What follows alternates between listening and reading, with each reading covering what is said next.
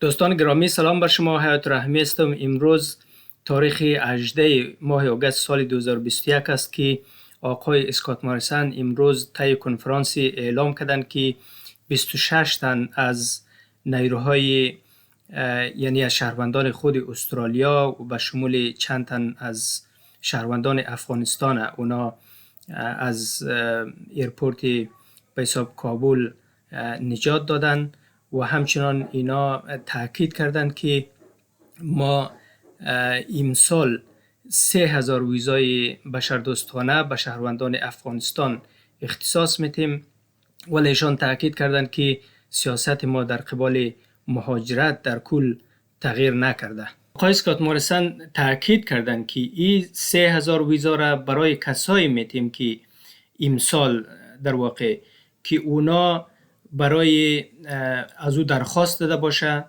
و به حساب اونا یک دلیل قناعت کننده داشته باشه که ما به حساب ویزای بشردوستانه برای بدیم. ایشان دوباره تاکید کردند که سیاست ما هرگز تغییر نکرده. هر کس که از راه غیر قانونی بیایه ما بر از اونا ویزا نمیتیم و هیچ به حساب راهی نداره که اونا بخواه ویزای دائمی استرالیا رو بگیره.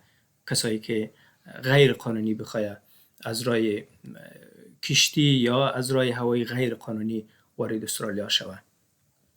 امیدوارم که این واضح باشه و مورد توجه دوستان گرامی قرار گرفته باشه. در ادامه توجه شما را به خلاصه از کنفرانس آقای اسکات موریسن که در مورد افغانستان بود جلب میکنم. Last evening, Australia's operation to commence evacuating Australians and visa holders, Afghan nationals and others from Kabul commenced. We were able to get our first flight in last night and enabling us to transfer also in key personnel from the Department of Foreign Affairs and Trade, Home Affairs and Defence to facilitate the evacuation of citizens, residents and visa holders, Afghan nationals from Kabul. This was the first of what will be many flights. Last night, that first C-130 went in, bringing in those Australians who are facilitating things on the ground. I have to stress how important that is. To get people on a flight, you get people on the ground to process this. This will be done in as orderly a fashion as is possible in these circumstances. We need to be very clear who's getting on our planes, who's going to our base, and who is going to come and live here in Australia. We have to be very, very clear about that. And we are taking all the sensible precautions, but moving urgently to address the very real need in these very stressing conditions. That plane touched down at our base in the Emirates at 10:40 a.m. Canberra time today. There were 26 people who were on board that flight. That included Australian citizens, Afghan nationals with visas, and one foreign official who was working with an international agency. Now, the issue of resettlement has come up in previous days, and it is a matter that the government has been considering now for some time. What I can confirm is this, though, and I have a very clear message on this. We will only be resettling people through our official humanitarian program going through official channels. We will not be offering a pathway to permanent residency or citizenship. We will not be allowing people to enter Australia illegally, even at this time. Our policy has not changed.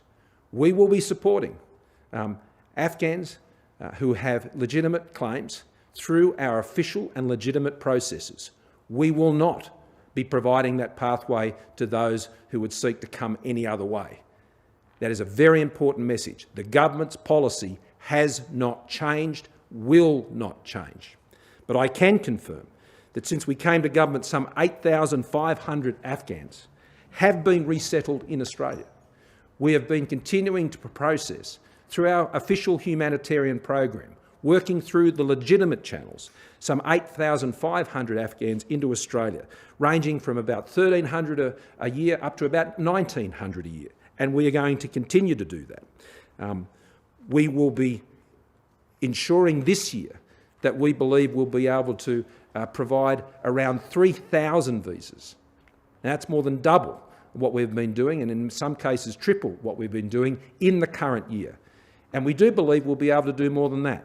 You would have heard other countries talk about figures of 5,000. I note that some are talking about figures of 20,000, but can I tell you there are no clear plans about that. Australia is not going into that territory.